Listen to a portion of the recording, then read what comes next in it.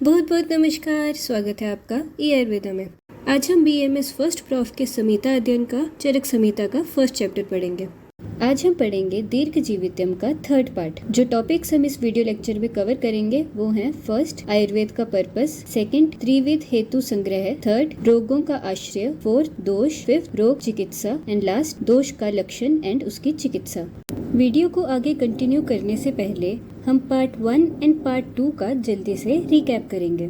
सबसे पहले पुरुषार्थ चतुष्ट क्या थे? धर्म अर्थ काम मोक्ष एंड इसका श्लोक था धर्म अर्थ काम मोक्षा नाम मूलम उत्तमम रोगस्तस्य अपहर्तार श्रेयसो जीवितस्य च। सेकंड चतुर्विध सूत्र। हमारी चरक में 4 सूत्र हैं, गुरु सूत्र, शिष्य सूत्र, प्रतिसंस्कर्ता सूत्र एंड एकय सूत्र। नेक्स्ट है हमारे आयुर्वेद का त्रिसूत्र या फिर त्रिस्कंध, हेतु लिंग एंड औषध।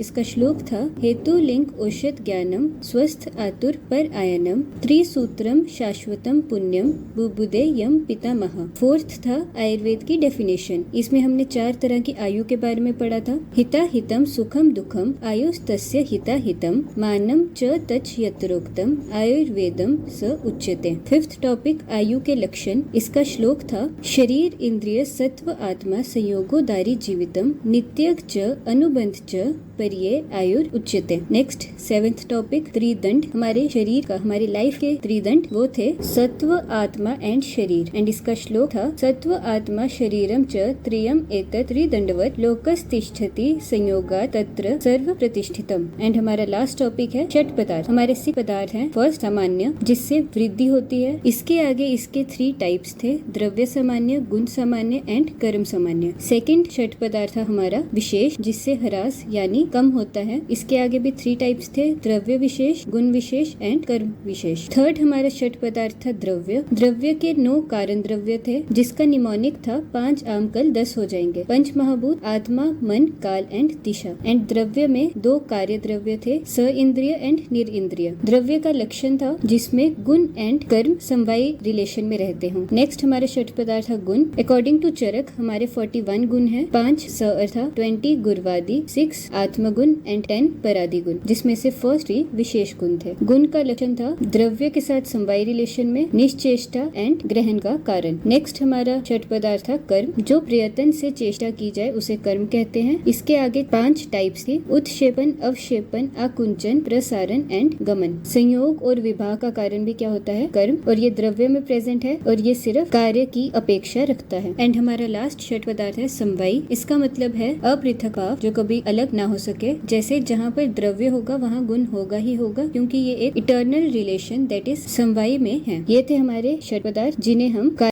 हमारा फर्स्ट टॉपिक है आयुर्वेद का प्रयोजन। प्रयोजन मीन्स पर्पस। का श्लोक है कार्यम धातु साम्यम ही उच्यते धातु साम्य क्रिया च उक्ता तंत्रस्य प्रयोजनम। चरक संहिता सूत्र स्थान 1/53। अब इस श्लोक में क्या लिखा है? फर्स्ट लाइन में लिखा है कार्य धातु साम्य ही उच्यते, मतलब आयुर्वेद का कार्य मीन्स आयुर्वेद का काम है धातु को साम्य करना। मीन्स धातु जो हमारी बॉडी में प्रेजेंट है, जैसे रस, रक्त, मांस, मज्जा, जो हमारे सप्त धातु हैं वो हो गए। ये सारी चीजों को साम्य, साम्य का मतलब होता है इक्विलिब्रियम में रखना, बैलेंस में रखना। तो आयुर्वेद का कार्य क्या हुआ? धातु साम्य। तो इसको हम संस्कृत में बोलेंगे कार्यम धातु साम्यम ही उच्यते। अब नेक्स्ट लाइन में ये बोल रहे हैं कि धातु साम्य मीन्स धातुओं को इक्विलिब्रियम में रखने की जो क्रिया आयुर्वेद में बताई गई है वो इस तंत्र मीन्स इस बुक का प्रयोजन भी है, उसका पर्पस भी धातु साम्य ही है। तो आयुर्वेद का काम मीन्स क्रिया क्या है? धातु को साम्य मीन्स धातु का इक्विलिब्रियम रखना, और इसका प्रयोजन, इसका पर्पस क्या है? वो भी धातु का साम्य रखना। तो आयुर्वेद का कार्य प्लस आयुर्वेद का प्रयोजन क्या है? धातु साम्य। तो हमारी सेकंड लाइन बनती है धातु साम्य क्रिया च उक्ता तंत्र अस्य प्रयोजनम, कि धातु साम्य की जो क्रिया बताई गई है च उक्ता, वो इस तंत्र अस्य प्रयोजनम, इस तंत्र का प्रयोजन है। तो पूरा श्लोक था कार्यम धातु साम्यम ही उच्यते धातु साम्य क्रिया च उक्ता तंत्र अस्य प्रयोजनम। ये था हमारे आयुर्वेद का प्रयोजन। अब इस धातु साम्य से क्या हो रहा है? फर्स्ट, धातु साम्य से आरोग्य मीन्स एक मनुष्य, एक इंसान की बॉडी आरोग्य बिना रोगों की बन रही है। सेकंड, जो स्वस्थ है, जिसकी बॉडी में कोई रोग नहीं है, उसका स्वास्थ्य और अच्छा हो रहा है। थर्ड, जो आतुर है, मीन्स जिसे पहले का रोग है उसके रोगों का प्रशमन, मीन्स उसके रोग खत्म हो रहे हैं। तो इसमें 3 काम हुए धातु साम्य के। सबसे पहले आरोग्य जीवन देना, सेकंड स्वस्थ इंसान के स्वास्थ्य की रक्षा करना, एंड थर्ड आतुर के रोगों को खत्म करना, उनका प्रशमन करना। हमने इस चैप्टर में पहले पढ़ा था त्रिसूत्र, हेतु, लिंग एंड औषध, means cause, symptom and treatment. उसमें जो हमारा फर्स्ट त्रिसूत्र था हेतु मीन्स कॉज, आज हम उसके बारे में और ज्यादा पढ़ेंगे, जो कि है त्रिविध हेतु संग्रह। त्रिविध मीन्स 3 एंड हेतु संग्रह मीन्स कॉजेस। अब हम सबसे पहले इसका श्लोक देखेंगे। काल बुद्धि इंद्रिय अर्थानाम योगो मिथ्या न च अति च द्वया आश्रयानाम व्याधिनाम त्रिविधो संग्रह। चरक संहिता सूत्र स्थान 1/54। तो इस श्लोक की सबसे पहले हम सेकंड लाइन समझेंगे। इसमें कहा गया है कि जो व्याधि का मतलब होता है रोग, उसके 2 आश्रय मीन्स 2 घर हैं, वो है शरीर और मन, और उन दोनों स्थानों की व्याधियों के हम यहाँ पर त्रिविध हेतु संग्रह मीन्स 3 कॉजेस पढ़ेंगे कि शरीर और मन की व्याधि मीन्स रोगों के मेजर 3 कॉजेस क्या हैं। सबसे पहला है काल, काल मीन्स टाइम। सेकंड है बुद्धि, बुद्धि मीन्स इंटेलिजेंस, जो हमारे सोचने की शक्ति। थर्ड इंद्रिय, इंद्रिय मीन्स सेंसेस। अब इन 3 कॉजेस से व्याधि मीन्स रोग कैसे होगा। फर्स्ट, अगर इनका मिथ्या योग हुआ मीन्स गलत तरह से यूज हुआ। सेकंड, अगर इनका अयोग हुआ मीन्स इनका यूज हुआ ही नहीं। एंड लास्ट, अगर इनका अति योग मीन्स बहुत ज्यादा यूज हो गया। तो इन तीनों केसेस में क्या होगा, रोग होगा मीन्स डिजीज होगी। कहाँ पर होगी, शरीर में और मन में। अब अगर इन तीनों कॉजेस का, काल, बुद्धि एंड इंद्रिय, इन तीनों का समयोग हुआ मीन्स बैलेंस और इक्विलिब्रियम में योग हुआ, तो आरोग्य होगा, कोई रोग नहीं होगा। अब यही हमारे श्लोक में लिखा है। फर्स्ट लाइन में है काल बुद्धि इंद्रिय अर्थानाम मीन्स काल, बुद्धि एंड इंद्रिय का योगो मीन्स इन तीनों का योग। फर्स्ट, अगर मिथ्या होगा मीन्स गलत होगा। सेकंड, न मीन्स अगर नहीं होगा। थर्ड, अगर च अति मीन्स एक्सेस में होगा। तो सेकंड लाइन में इन्होंने दिया है कि द्वा आश्रय नाम की जो हमारा मन एंड शरीर है, यहाँ पर व्याधियों का ये रीजन मीन्स कॉज बनेगा। तो हमें श्लोक कैसे लर्न करना है, काल, बुद्धि एंड इंद्रिय का योग मिथ्या होगा, नहीं होगा या फिर एक्सेस में होगा, तब 2 जगह पर प्रेजेंट होने वाली व्याधियों का ये त्रिविध हेतु संग्रह बनेगा। तो हमारे त्रिविध हेतु संग्रह क्या है, काल, बुद्धि एंड इंद्रिय, इनका योग अगर मिथ्या होगा, न होगा या फिर अति होगा, तब द्वय आश्रय व्याधि, जो हमारे शरीर एंड मन में व्याधियां हैं, उनका ये हेतु संग्रह कॉज बनेगा। अब ये त्रिविध हेतु संग्रह जो हमने पीछे पढ़े, इनके बारे में हम थोड़ा और ज्यादा पढ़ेंगे। फर्स्ट, काल, काल क्या होता है, टाइम, इसे परिणाम भी कहते हैं। इसके एग्जाम्पल्स हैं शीत मीन्स विंटर, उष्ण मीन्स गर्मी एंड वर्षा। अब इनका रोगों के लिए क्या हो रहा था, सबसे पहला मिथ्या योग मीन्स उसका गलत तरह से योग हो रहा था। तो इसको हम समझेंगे जैसे अगर ग्रीष्म ऋतु में मीन्स समर्स में गर्मी 10 दिन पहले हो गई, जिस टाइम गर्मी होनी चाहिए उस टाइम ना होकर गलत टाइम पर हो रही है, तो उसे हम मिथ्या योग कहेंगे। अब अगर ग्रीष्म ऋतु में गर्मी हो ही नहीं रही है, उसे हम अयोग कहेंगे। अब अगर ग्रीष्म ऋतु में बहुत ज्यादा गर्मी हो रही है, एक्सेस में गर्मी हो रही है, तो उसे हम अति योग कहेंगे। तो हमने यहाँ पर एक एग्जाम्पल के साथ काल का मिथ्या योग, अयोग एंड अति योग देखा। अब हम सेकंड हेतु बुद्धि के बारे में पढ़ेंगे। बुद्धि को प्रज्ञा अपराध भी कहा जाता है। अब बुद्धि के अंदर आती है बुद्धि इंद्रियां, जैसे आंख, नाक और कान। एज जितनी भी हमारी इंद्रियां हैं, उनको कंट्रोल कौन कर रहा है, हमारी बुद्धि। अब इन सबका मिथ्या योग, अयोग एंड अति योग रोगों का कारण होता है। फर्स्ट, अगर हमारे नेत्र मीन्स हमारी आंखें उन चीजों को देखें जिन्हें नहीं देखना चाहिए, जैसे सड़ी गली चीजें, तो वो होगा मिथ्या योग। सेकंड, अगर हमारे नेत्र मीन्स हमारी आंखों में प्रकाश ही नहीं है, हम देख ही नहीं सक रहे हैं, तो वो होगा अयोग। एंड लास्ट, अगर हम अपने आंखों से सूर्य और किसी बड़ी ज्यादा प्रकाश वाली चीज को देख रहे हैं जिससे हमारी आंखों को एक्सेस में काम करना पड़ रहा है, तो वो होगा अति योग। तो आंखों का गलत चीजों को देखना हुआ मिथ्या योग, आंखों में प्रकाश न होना इज अयोग, एंड आंखों से काफी ज्यादा प्रकाश वाली चीज को देखकर आंखों का एक्सेस यूज करना इज अति योग। तो ये हो गए हमारे बुद्धि हेतु के मिथ्या योग, अयोग एंड अति योग। अब हम देखेंगे अपना लास्ट हेतु दैट इज इंद्रिय अर्थ। अब ये बुद्धि का अपराध ही है, क्योंकि हमारी इंद्रियों को कौन चलाता है? बुद्धि। तो इंद्रिय का मिथ्या योग, अयोग एंड अति योग इज रिलेटेड टू हमारी बुद्धि का अयोग, मिथ्या योग एंड अति योग। तो ये थे हमारे त्रिविध हेतु संग्रह। सबसे पहले हमने काल के बारे में देखा कि अगर ग्रीष्म ऋतु में गर्मियां 10 दिन पहले हो गई तो उसे हम मिथ्या योग कहेंगे, अगर गर्मी बिल्कुल नहीं हुई तो उसे हम अयोग कहेंगे, और अगर गर्मी बहुत ज्यादा हुई तो उसे हम अति योग कहेंगे। सेकंड हमने देखा बुद्धि के बारे में कि अगर हम अपने नेत्रों से गलत चीजों को देखेंगे तो वो होगा मिथ्या योग, अगर हमारे नेत्रों में प्रकाश नहीं होगा तो वो होगा अयोग, एंड अगर हम नेत्रों का एक्स्ट्रा यूज करेंगे, एक्स्ट्रा प्रकाश वाली चीजों को देखकर, तो वो होगा अति योग। थर्ड है हमारा इंद्रिय अर्थ। इंद्रिय जो है हमारी वो पूरी बुद्धि के ऊपर डिपेंडेंट है। तो बुद्धि का मिथ्या योग, अयोग एंड अति योग ही किसके रिस्पॉन्सिबल है? इंद्रियों के मिथ्या योग, अयोग एंड अति योग के। अब नेक्स्ट हमारा टॉपिक है रोग का आश्रय, मीन्स जो रोग हैं वो आश्रियत मीन्स प्रेजेंट कहाँ पर है। सबसे पहले हम इसका श्लोक देखेंगे। शरीरम सत्व संज्ञम च व्याधि नाम आश्रयो मतः, चरक संहिता सूत्र स्थान 1/55। अब इस श्लोक में कहा है शरीर एंड सत्व मीन्स शरीर और मन, इन दोनों में व्याधि आश्रियत है, मीन्स व्याधि मीन्स रोग इन दोनों में प्रेजेंट होते हैं। इसीलिए हमने अभी पीछे त्रिविध हेतु संग्रह पढ़े, वो कहाँ पर प्रेजेंट थे? शरीर एंड सत्व में, क्योंकि वहां पर रोग प्रेजेंट होते हैं। अब ये जो हमारा शरीर एंड मन है, इन दोनों के रोगों का एक दूसरे पर इम्पैक्ट पड़ता है। जैसे जब हमें बहुत ज्यादा स्ट्रेस होता है तब भी हमें हेडेक होती है, एंड जब हमें बहुत हाई फीवर होता है तब भी हमें हेडेक होती है। अब हम इस हेडेक यानी इस रोग को डिफ्रेंशिएट कैसे करेंगे कि कौन सा मानसिक रोग है एंड कौन सा शारीरिक रोग है। शारीरिक रोग उसे कहा जाता है जिसका प्रथम प्रभाव मीन्स फर्स्ट इफेक्ट किस पर होगा? शरीर पर होगा। एग्जाम्पल ज्वर मीन्स फीवर, अतिसार मीन्स डायरिया, शोथ मीन्स स्वेलिंग, एंड ये विजिबल है। तो जिन रोगों का फर्स्ट प्रभाव हमारे शरीर पर पड़ेगा उसे हम शारीरिक रोग कहते हैं, एंड मानसिक रोग हम उन्हें कहते हैं जिनका प्रथम प्रभाव मीन्स फर्स्ट इफेक्ट किस पर पड़ रहा है? हमारे मन पर, जैसे क्रोध, लोभ, मोह। तो हमने जो पहले एग्जाम्पल की उसमें जो हमें क्रोध की वजह से हेडेक हो रही थी वो मानसिक रोग था, एंड जो हमें फीवर की वजह से हेडेक हो रही थी वो क्या था? शारीरिक रोग था। तो इससे हमें क्या पता चला? रोग का आश्रय कहाँ पर है? शरीरम सत्व संज्ञम, शरीर एंड सत्व में, च व्याधि नाम आश्रयो मतः, व्याधि का।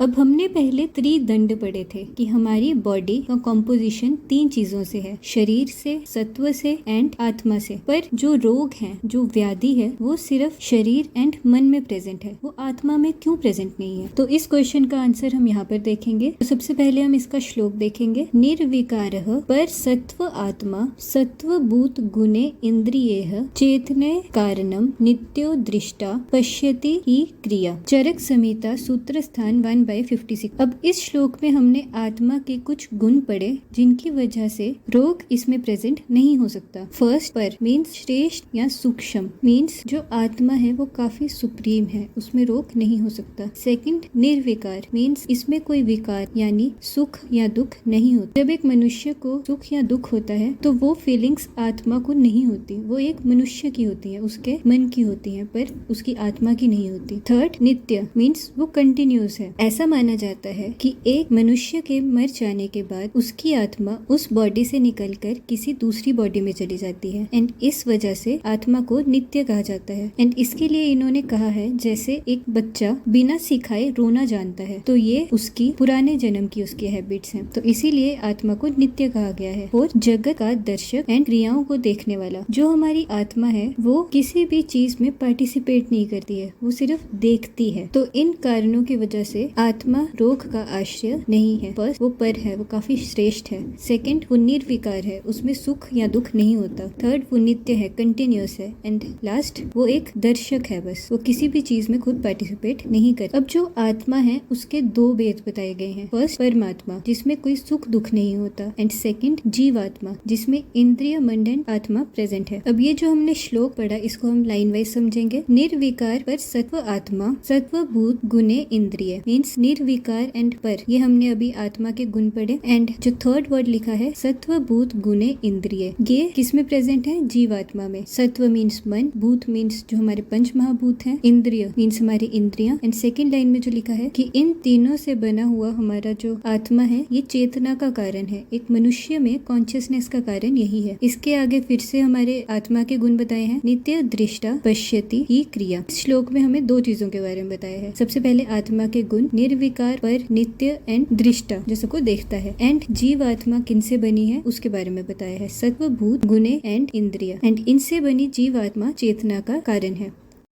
अब हम पढ़ेंगे दोष के बारे में। सबसे पहले हम इसका श्लोक देखेंगे। वायु पित्तम कफश्व उक्ता शरीरो दोष संग्रह मानसः पूर्ण उदिष्टो रजश्च तम एव च। चरक संहिता सूत्र स्थान 1/56। अब जो हमारे दोष हैं वो दो प्रकार के हैं, शारीरिक दोष एंड मानसिक दोष। श्लोक की फर्स्ट लाइन में शारीरिक दोषों के बारे में लिखा है एंड सेकेंड लाइन में मानसिक दोष। वायु पित्तम कफश्व उक्ता शरीरो दोष संग्रह मीन्स वात पित्त एंड कफ, ये तीन क्या है? शरीर दोष संग्रह। शरीर के तीन दोष हैं। तो शारीरिक कितने दोष हैं? तीन, जो हैं वात पित्त एंड कफ। अब सेकंड लाइन में हमें मानसिक दोष के बारे में बताया है, मानस पूर्ण उदिष्टो रजश्च तमेव च। जो मानस दोष हैं वो हैं रज एंड तम। अब वात पित्त कफ के बारे में तो आपने पहले भी सुना होगा। रज एंड तम का मतलब है, रज जो हमारा वर्ड है आप इसको कंपेयर कर सकते हैं राजा वर्ड से। जो राजा होते थे वो बहुत ज्यादा एग्रेसिव होते थे। तो जो एग्रेसिवनेस की प्रॉपर्टी है, एंगर होना,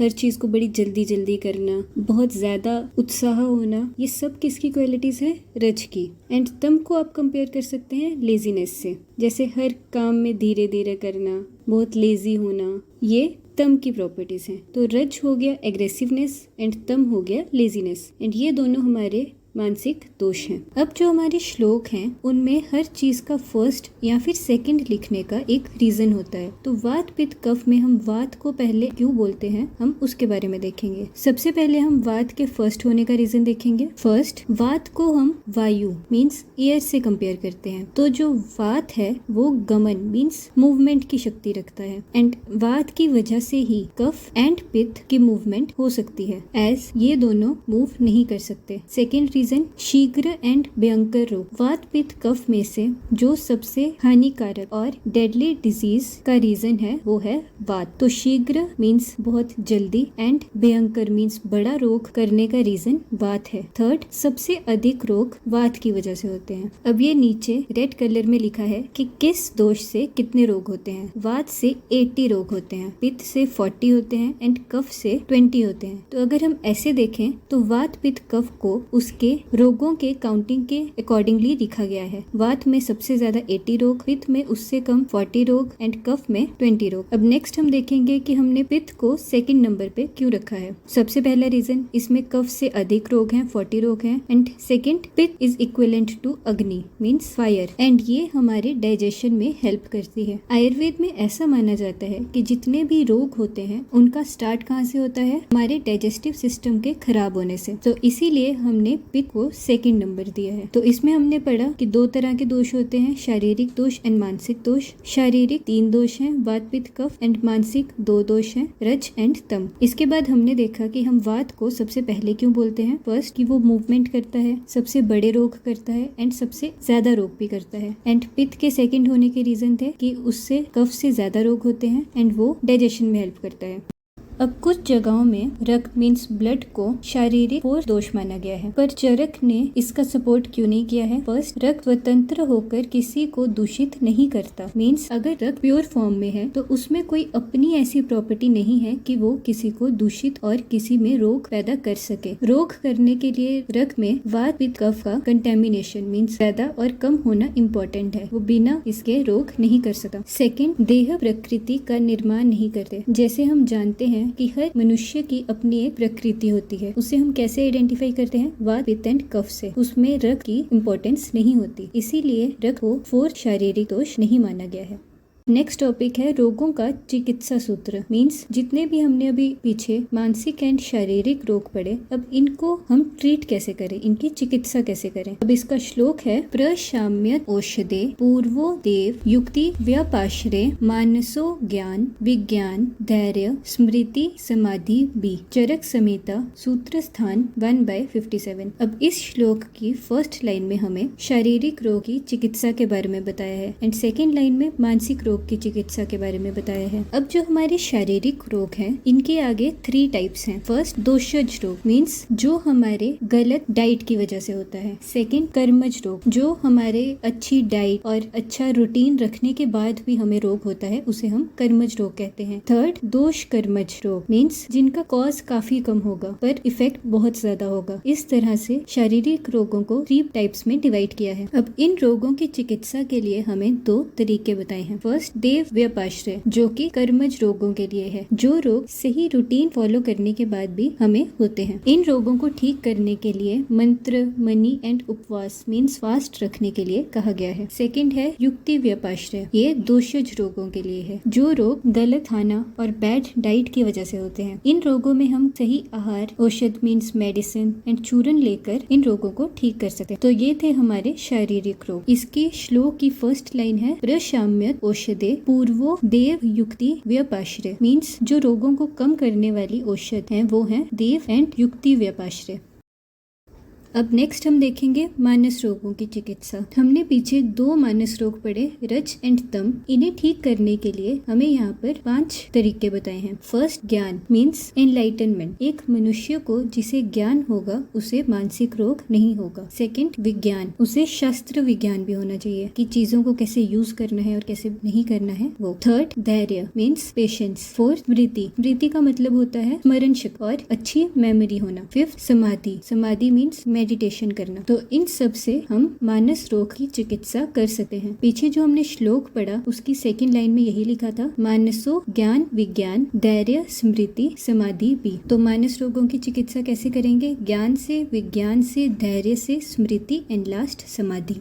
अब हमने जो ये पीछे 3 शारीरिक रोग पढ़े, वात, पित्त एंड कफ, इनको हम थोड़ा इलेबोरेट में पढ़ेंगे एंड इनका एक एक करके लक्षण एंड इनकी चिकित्सा देखेंगे। फर्स्ट वात, इसका श्लोक है, रूक्ष शीतो लघु सूक्ष्म अश्चलोअत विशद खर। चरक संहिता सूत्र स्थान 1/59। ये हैं वात के लक्षण और हम इन्हें वात के गुण भी कह सकते हैं। ये आप क्रिया शरीर में भी पढ़ेंगे, तो आप दोनों में से कहीं भी लर्न कर लीजिए। फर्स्ट रूक्ष मीन्स ड्राई, सेकेंड शीत मीन्स कूल, थर्ड लघु मीन्स लाइट काफी हल्का, फोर्थ सूक्ष्म मीन्स मिनट काफी छोटा, फिफ्थ चल मीन्स मोबाइल, सिक्स्थ विशद मीन्स क्लीन एंड लास्ट खर मीन्स रफ। तो इसकी हम चिकित्सा कैसे करेंगे? इसके ऑपोजिट गुणों से। हमने षट पदार्थ में विशेष के बारे में पढ़ा था, जिसमें हम ऑपोजिट गुण कर्म द्रव्य से चिकित्सा करते हैं। तो यहाँ पर वात की चिकित्सा के लिए हम उसके ऑपोजिट गुण देखेंगे। फर्स्ट स्निग्ध मीन्स मॉइस्ट, सेकेंड उष्ण मीन्स हॉट, थर्ड गुरु मीन्स हैवी, फोर्थ स्थूल मीन्स थिक, फिफ्थ स्थिर मीन्स स्टेबल, सिक्स्थ पिच्छल मीन्स स्टिकी, सेवेंथ शिलक्षण मीन्स सॉफ्ट। तो ये थे वात के गुणों के ऑपोजिट गुण। तो अगर आपको वात के गुण याद हैं तो आपको उसकी चिकित्सा अपने आप याद हो जाएगी। तो इसे लर्न करने के लिए हमारे मैजिक बॉक्स में एक ट्रिक है, जो है बाहर गया ऋषभ लाला से चारा वगैरह खरीदने। अब यहाँ पर हम बता रहे हैं कि जो ऋषभ है वो लाला, जो बड़े अमीर लोग होते हैं उनको लाला कहा जाता है, उनसे चारा खरीदने गया है। तो बाहर गया मीन्स वायु के गुण, ऋषभ से रूक्ष एंड शीत, लाला से लघु, से सूक्ष्म, चारा से जल एंड अत वगैरह खरीदने से विशद एंड खर। तो ऐसे हो गए हमारे सारे वात के गुण लर्न। अब वात के हमारे पास 2 और नाम हैं। फर्स्ट योगवाही एंड सेकंड अनुष्णाशीत। योगवाही इसीलिए क्योंकि ये हर जगह प्रेजेंट है एंड अनुष्णाशीत इसीलिए क्योंकि ये सही में शीत नहीं है, क्योंकि वायु जो होती है वो शीत या फिर उष्ण नहीं होती। पर वात को शीत इसीलिए कहा गया है क्योंकि ये उष्ण मीन्स हॉट, जो पित्त है हमारा उसे कम करता है। तो उष्ण को कम करने वाला क्या होगा? ऑब्वियसली शीत होगा, कोल्ड होगा। तो इसीलिए वात को उष्ण प्रॉपर्टी दी गई है, पर वात खुद शीत नहीं होता। अब नेक्स्ट हम देखेंगे पित्त के बारे में। स स्नेहम उष्णम तीक्ष्णम च द्रवम अम्लम सरम कटु। चरक संहिता सूत्र स्थान 1/60। अब इसके लक्षण और गुण है। स्नेह मीन्स स्लाइटली ऑयली, सेकंड उष्ण मीन्स हॉट, थर्ड तीक्ष्ण मीन्स शार्प, फोर्थ द्रव मीन्स लिक्विड, फिफ्थ इसमें रस बताए हैं अम्ल एंड कटु, एंड लास्ट है सर मीन्स मोबाइल। ये भी थोड़ा बहुत मोबाइल होता है। अब इसकी चिकित्सा में हम इसके गुणों के ऑपोजिट प्रॉपर्टीज देखेंगे। सबसे पहला पूर्ण स्निग्ध, जो पित्त था वो स्लाइटली ऑयली था। इसकी चिकित्सा के लिए पूर्ण स्निग्ध मीन्स कम्प्लीटली ऑयली, सेकंड शीत कोल्ड, थर्ड मृदु मीन्स सॉफ्ट, फोर्थ सांद्र मीन्स थिक, फिफ्थ थिर मीन्स स्टेबल, एंड सिक्स्थ इसमें रस बताए हैं मधुर, तिक एंड कषाय। अब पित्त के गुण लर्न करने के लिए हमारे मैजिक बॉक्स में जो ट्रिक है वो है पकड़ी गई सुमन तभी 10 मार्क्स कटे। मीन्स सुमन किसी टेस्ट में पकड़ी गई और उसके 10 मार्क्स कट गए। पकड़ी गई से पित्त के गुण, सुमन से स्नेह एंड उष्ण, तभी से तीक्ष्ण, 10 से द्रव, मार्क्स से अम्ल एंड सरम, एंड लास्ट कटे से कटु।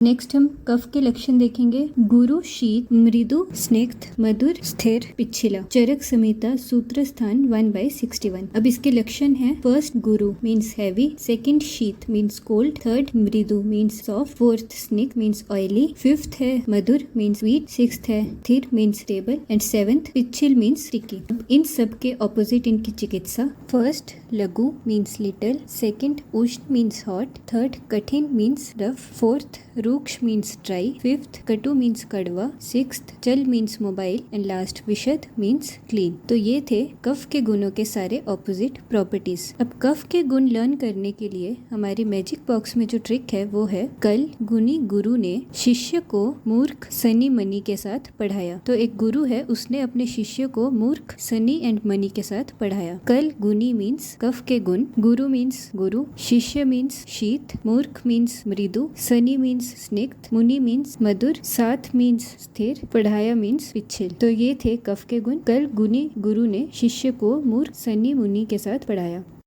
अब हमारा लास्ट टॉपिक है साध्य रोग की चिकित्सा। मीन्स जो साध्य रोग होते हैं, क्यूरेबल होते हैं, उनकी चिकित्सा कैसे की जाती है। इसका श्लोक है विपरीत गुणेर देश मात्रा काल उपपादित। चरक संहिता सूत्र स्थान 1/62। अब साध्य रोग की चिकित्सा के लिए हमें 3 पॉइंट्स दिए हैं। फर्स्ट देश विरुद्ध, यहाँ पर देश कहा गया है भूमि जहाँ पर वो इंसान रह रहा है उसे, एंड रोगी के शरीर को, उसकी बॉडी को। तो साध्य रोग की चिकित्सा के लिए हमें उसे देश विरुद्ध यानी उसकी बॉडी के ऑपोजिट उसे मेडिसिन देनी है। लाइक अगर किसी मनुष्य में वात ज्यादा है तो उसे हमें वात कम करने वाली मेडिसिन देनी है, और अगर किसी में पित्त ज्यादा है तो हमें उसे पित्त कम करने वाली मेडिसिन देनी है, उसके ऑपोजिट, उसके विरुद्ध मेडिसिन देनी है। अब सेकेंड है मात्रा। मीन्स एक इंसान की बल, उसके वय मीन्स उसकी आयु को ध्यान में रख के हमें उसे मेडिसिन देनी है। लाइक बच्चों को कम मात्रा में देनी है, जो मिडिल एज्ड हैं उन्हें ज्यादा देनी है, और प्रेग्नेंट को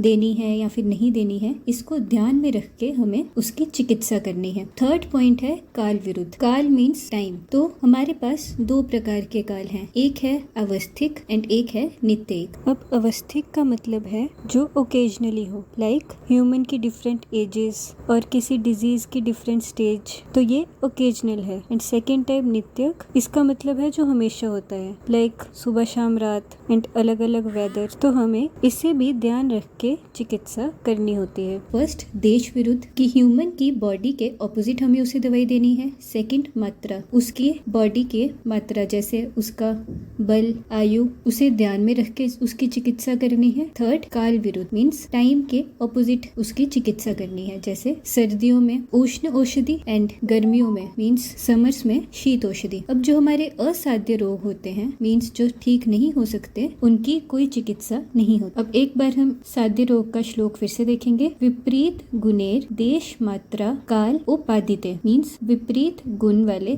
देश, मात्रा, काल, इनको ध्यान रख के हमें मनुष्य की चिकित्सा करनी है।